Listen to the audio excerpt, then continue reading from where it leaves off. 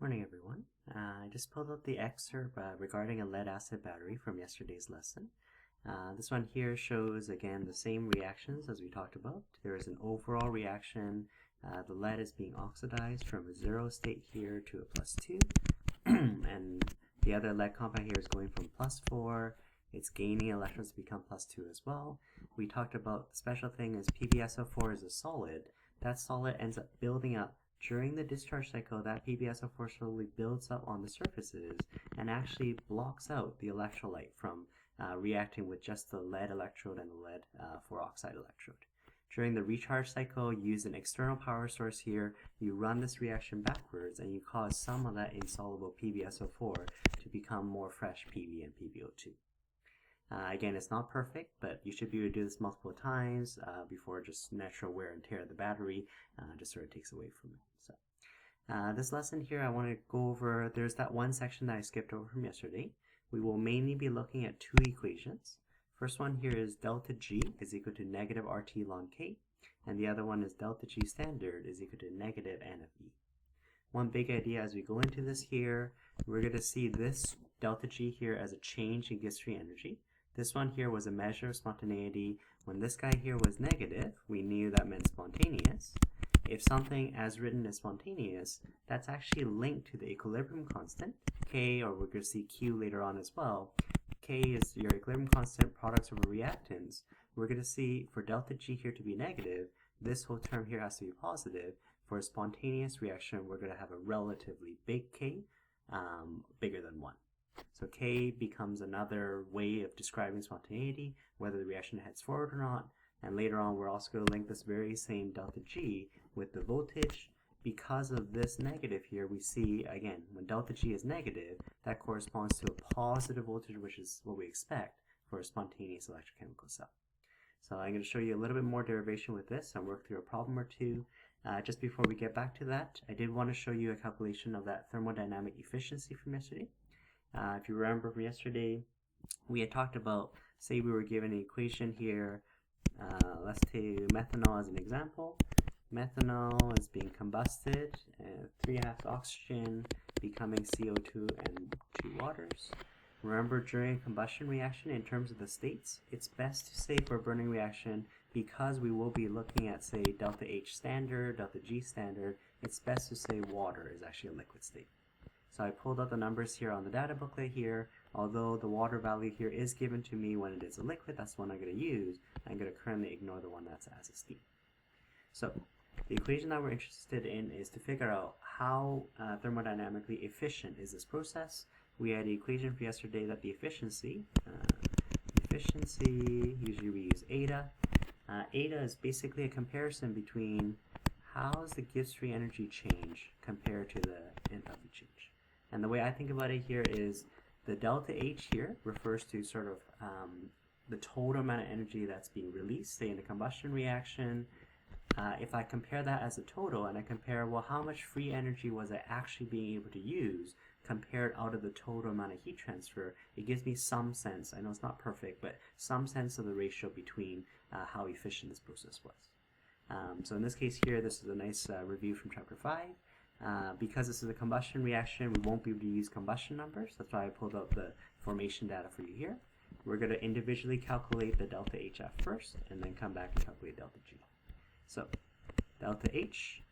The delta H is given by heats of formation. When you use heats of formation data, we knew it's products minus reactants.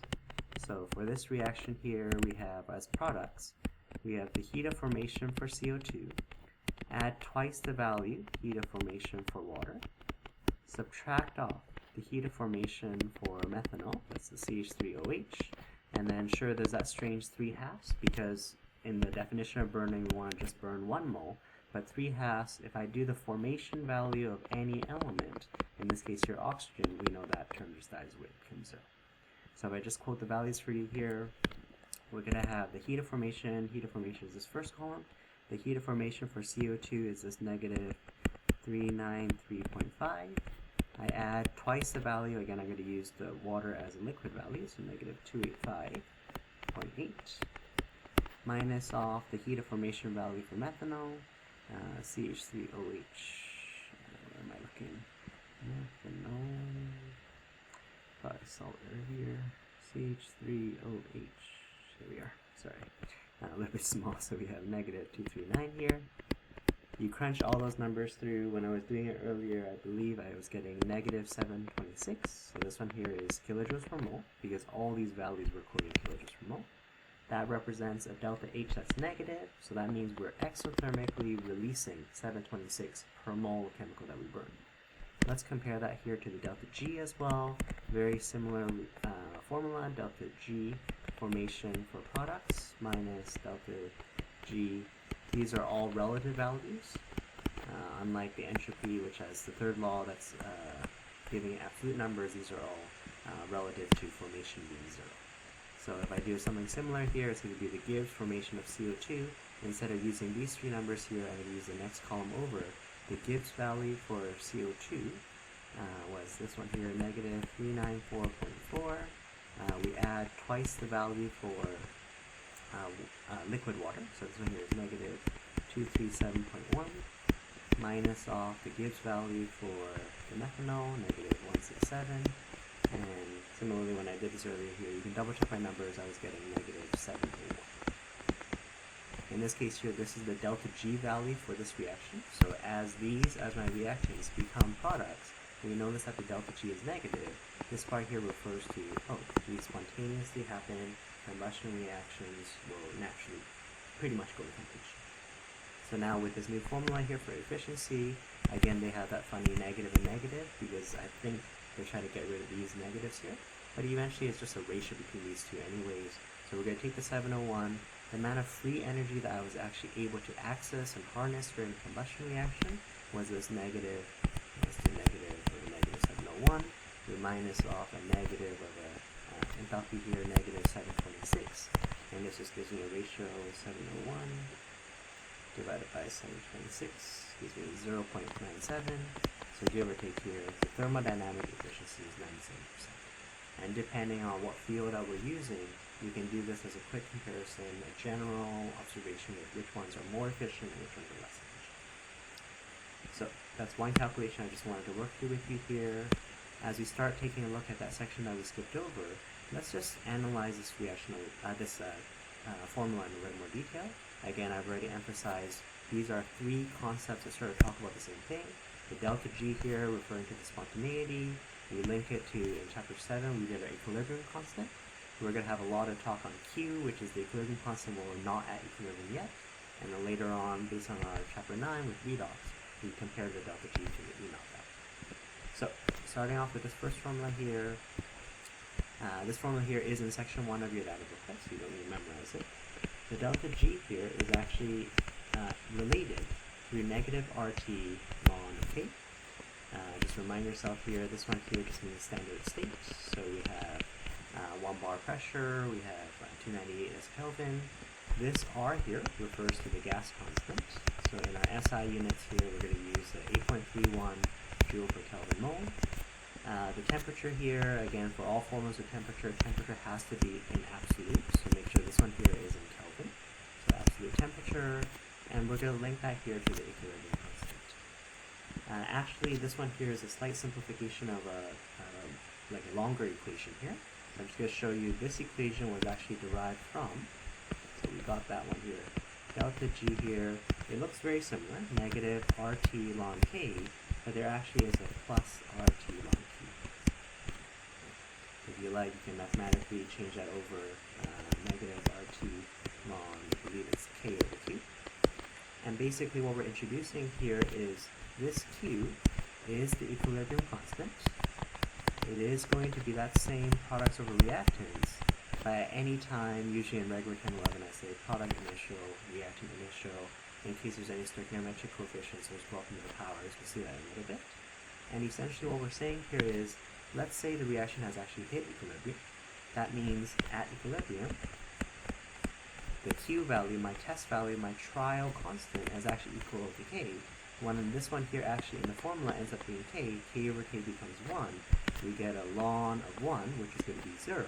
And basically delta G being 0 tells me that's when it crosses over. We've been spontaneously changing, reactants have started becoming product until they've hit this equilibrium where they might potentially switch. So yesterday we had just this diagram here. It's a little bit more difficult to understand, not only because of the convention of 0 being at infinity, but all these energies start off as a negative value. Let's say these ones here are my reactants. So let me just resketch it for you here. We have our reactants and we have our products. At first, what we're going to do is we're going to just compare. Before I hook up the battery, I would assume that all the reactants are fresh. I would have the maximum free energy. The maximum free energy, notice that this is just plotting G, not changing G. So the maximum free energy, this is all the energy that the battery can supply to me. That's because the reactants are all fresh. At the moment, if I just sort of do this graph here, the free energy changes as I slowly lose the chemicals that are going into the reaction. This free energy here will slowly drop. As I slowly pick up product, this one here will slowly go up as well, and eventually we're going to hit a point. So at first, fresh battery, a curve might be something like this, but as our battery wears down, this one here slowly starts falling downwards, and eventually we're going to hit a point where I don't have that many reactants anymore. My amount of free energy is like a larger negative number than it was before, so less free energy. As I was picking up product, I'm going to end up getting, it doesn't necessarily mean equal amounts of reactants and products, but free energy wise, there's no incentive to go to the products because neither side has a def G less than 0. For reactions that go to completion, so if you think about an equilibrium constant is products over reactants, that sort of ratio. For one that goes to completion, we want to be fairly close to here. What they were saying in this formula here is for the delta G to be large, for the delta G to be a very large negative number, the equilibrium constant has to be a very big value. Products over reactants heavily favor products. In that case there, if this curve here, if I swapped out another battery, maybe this is for my lead acid battery, let's say my lithium ion battery is better, it provides more energy per charge, it's still a negative number, but for lithium ion battery, maybe the curve is pushed over a little bit because the delta G by itself is also larger. The delta G, even before the battery starts running, because the delta G is a fairly large value, that also, based on this equation, it's also going to tell me the equilibrium value, how far along do I get, how does the ratio look, products or reactants. The equilibrium value, as that delta G value gets larger, the potential for you to use free energy is larger, the equilibrium position also moves closer and closer to products. So it's a little bit weird to think about because when we plot this graph here, first thing we're just plotting straight free energy, so not a change in free energy. The other is this link. Before I hook up the battery, every battery has a starting amount of free energy that's available to it, and what we're seeing based on this formula, if I know what the delta G value is, if the delta G was tinier, the equilibrium constant is not going to be as pushed over, whereas if the delta G value here is bigger, because of the relationship between delta G and K, the curve inevitably pushes over, and we're going to get even closer to equilibrium. When this delta G value of my purple curve is bigger, somehow I know that my equilibrium constant is actually even bigger. So that's how that relationship works. If I just sort of play around with this formula a little bit more here, I'll just rewrite it for you down here. So delta G is equal to negative RT ln K. I'm going to be using the full relationship here of this formula. So we have this. This term here, because we are at equilibrium, K is the constant when we actually hit equilibrium values. This one here is actually going to be delta G standard. We still have this plus RT ln Q, sort of like a correction term. And at this point here, what we're going to do is we're going to refer to the second equation. The Gibbs free energy change in our redox chapter is also related to the standard voltage of the cell. So in this case here, they really emphasize here this negative, because again, when delta G here is negative, which means spontaneous, for a voltage to be spontaneous, we would expect an E0 value to actually be a positive number. So that negative or negative just ends up switching the sign from there. So this one here is your standard reduction potential. This is the voltage, the true EMF that the battery can give you at standard state. And what are these other terms here? The N here refers to mole of electrons in the balance equation. So once you balance the redox expression, figure out what's the ratio, how many electrons are actually being transferred. F is a constant called Faraday's constant. This one here is the numerical value 96500. This one here is actually talking about the amount of charge. So this is the charge per 1 mole of electrons. And the hope here is, if I know how many electrons are being transferred, I multiply this constant by, well, the charge for 1 mole of electron is going to be this. That's going to be the total charge. If I take the charge times the voltage, I'm going to get some measure of energy, in this case here, free energy. So, as we take a look at this formula here, I can actually sort of rewrite this expression.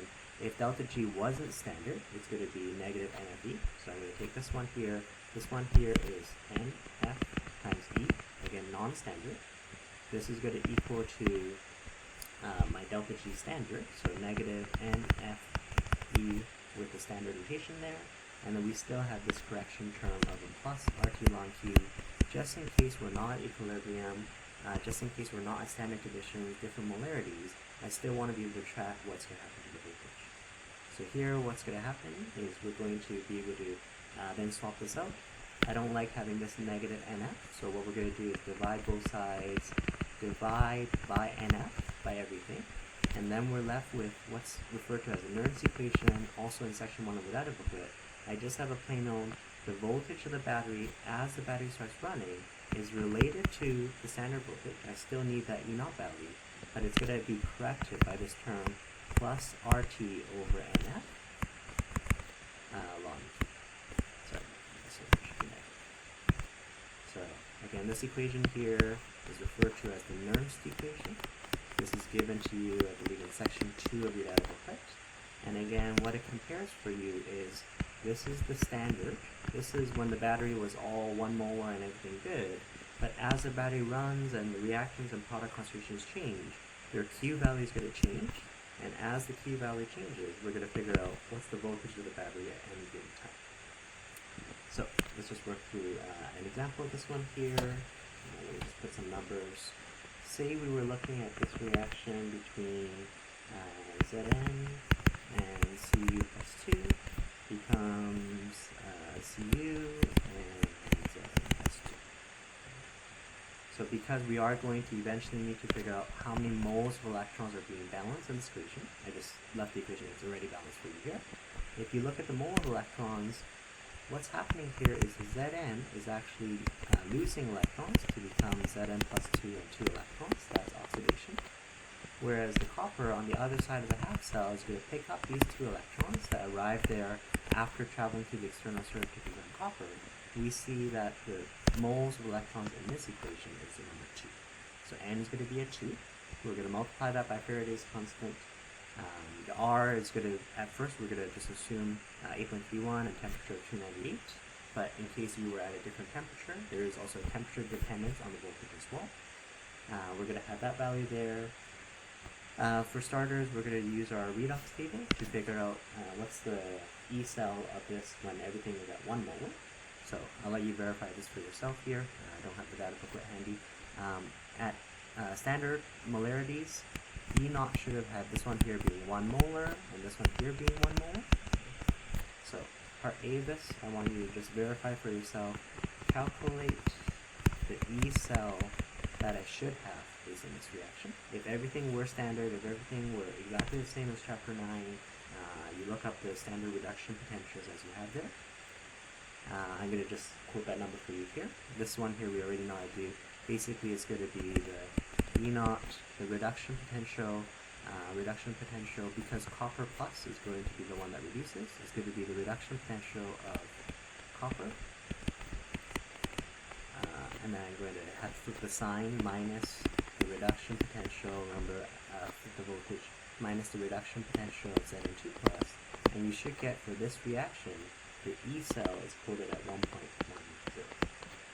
So that means the true voltage, the true EMF that the chemicals are supposed to give you when I have a fresh battery, when everything is nice and good and we have everything at 1 molar, it should have been able to give you at 1.10 volts. What the Nernst equation does for us, because it links standard and non-standard conditions for us, what we're going to do is we're actually going to be changing molarities. So for example, what if I wanted to do exactly the same reaction, the same zinc and copper cell, but what if what I did is I took the copper and I increased the copper content to 1.9, remember, this is a random number here, and what if I likewise change the zinc? These numbers here could very well have been anything, so I just want to change them drastically so you see a difference. it's still going to be the same spontaneous reaction. It's not going to last nearly as long, just in case of what the molarities actually end up being. But somehow I would expect the voltage would be different from had everything been 1 mole. And what we're going to do is we're actually be using the Nernst equation to actually figure out what that correction term is. It's not going to be a huge difference, but we're just going to see a worked out example of this. The reason why I showed you these half reactions here is you can actually predict for yourself based on these changes. Say I was at 1 molar and I increased to 1.9 molar, I've suddenly beefed up this number a lot. As I increase the copper, Le Chatelier's principle would tell me then, oh, I'm going to shift the equilibrium to the right. Whatever voltage that half reaction has, I'm going to produce more voltage because it's not going to shift the equilibrium to the right. In a similar fashion, I didn't necessarily need to drop this, but just to sort of do the same thing, we're going to take a 1 molar Zn2+. If I likewise drop the concentration of this, Le Chatelier's principle would also say it shifts the equilibrium to the right. In both cases there, it'll make the standard reduction potentials more dramatic than they were at the beginning. So let's just try to plug our way through the Nernst equation here. If I want to calculate the nu, just E, and the only difference here is there's no not symbol, so it's not standard anymore. And I'm just going to re-quote the Nernst equation here. E is equal to what it would be at standard minus RT over NF ln of Q. I have the balance equation, so I can pretty easily write out the Q expression. So the voltage that we have now, once either your fresh battery, you input it in these amounts, or maybe the battery has been running for a while and we're really being depleted of zinc, and we actually just, in the process, end up with these molarities, our Nernst equation will give us the voltage. So we take our standard voltage, so when everything, before we have any correction term, 1.10, I'm going to punch through the rest of the constants here. R is at 8.31, temperature is 298, and again is the mole of electrons in the balance equation. The balance equation is transferring 2 electrons apiece, so I have 2. Faraday's constant is 96500, and then we multiply it by ln of Q. If you take a look at as written, remember Q is basically the equilibrium constant. It is products over reactants. We do the same, the coefficients go into the powers if I have any balance equations.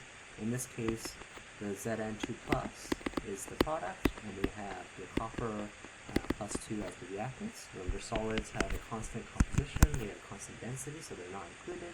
I'm going to take the natural logarithm of the zinc content, so this one here on top is now going to be 0.1, and I'm going to divide it by the 1.9 that I changed it to. So try punching that in for yourself. You're going to notice it's not a huge change. But we have 1.10, this is my voltage, that's what it should have been when everything was 1 molar. If I just type in the rest of this here, it might be good just to type in this part here. So 0.1 divided by 1.9, I'm getting this part as 0.0526.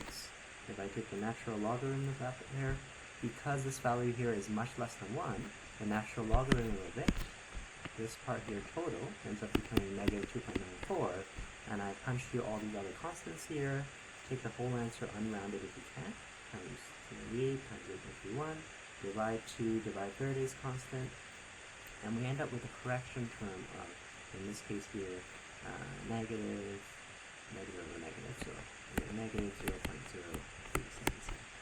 So as we had expected, the voltage should be a little bit higher. How much is it higher by? Minus of the negative is what is plus here. The overall voltage is now going to be 1.1. A little bit sloppy, so maybe 1.14 volts.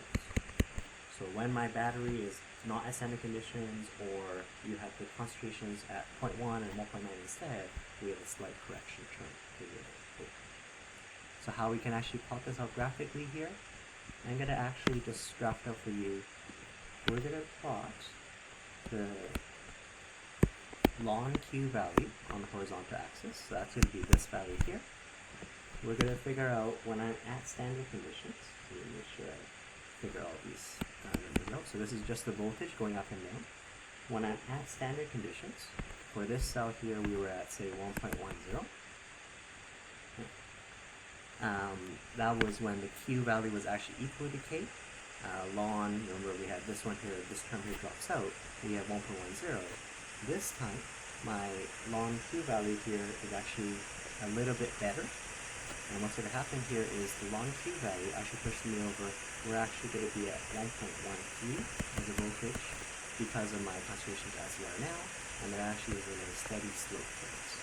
So as the battery steadily changes, as the battery, the concentrations and the ratio of this one here continuously changes, we start off with our fresh battery. We have just made a comparison. Our new battery with these concentrations is 1.13, but as these numbers react and as this number changes, we're going to steadily lose our voltage in the battery, and eventually we're going to drop to a voltage sensor.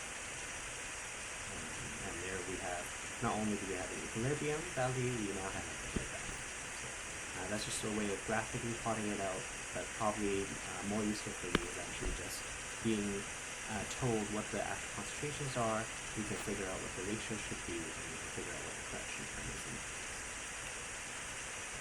This one here also extends its way to one last thing, which is called a concentration cell.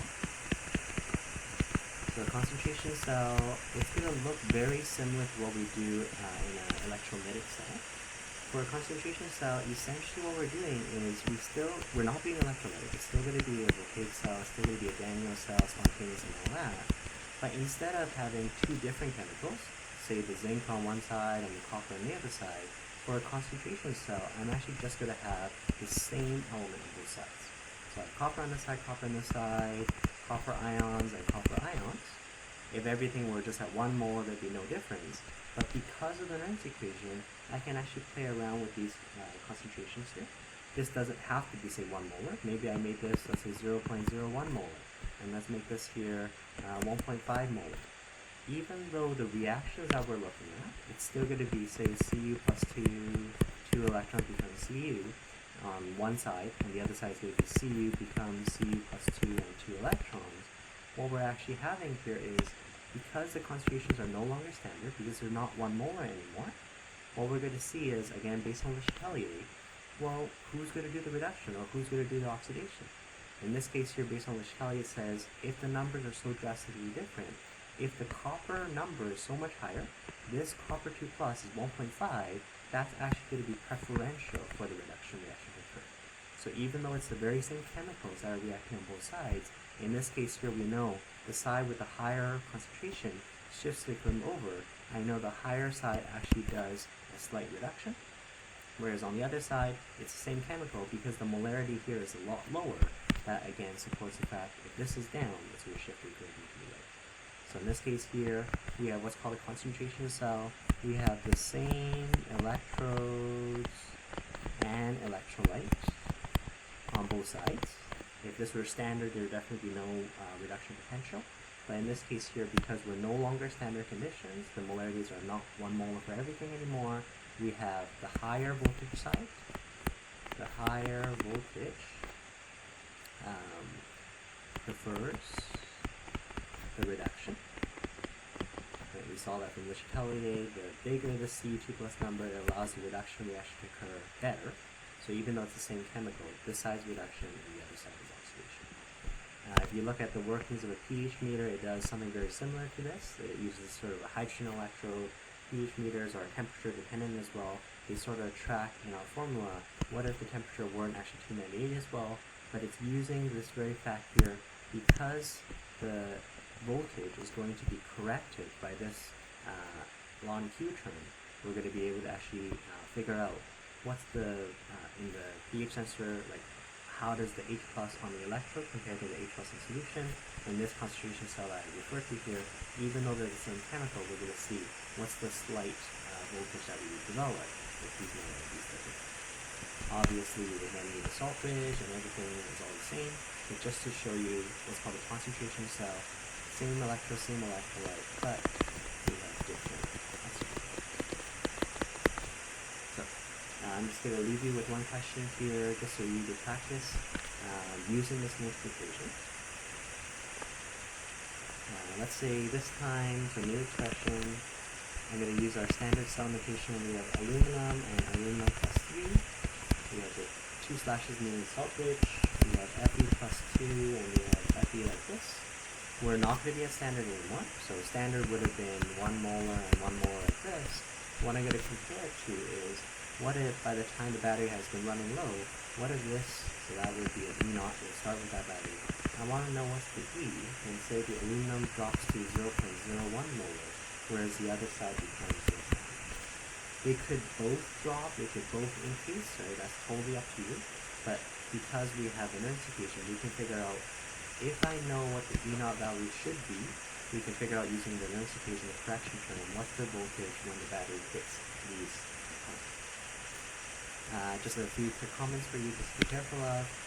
Remember, if we know, based on the standard cell notation, if we know which is oxidize and reduce, we typically put the anode on the left side, which is the oxidation. This one here is the reduction on the right side. A couple things you need to be careful of. You can write out those two half reactions. I'm just going to sort of sketch it out for you.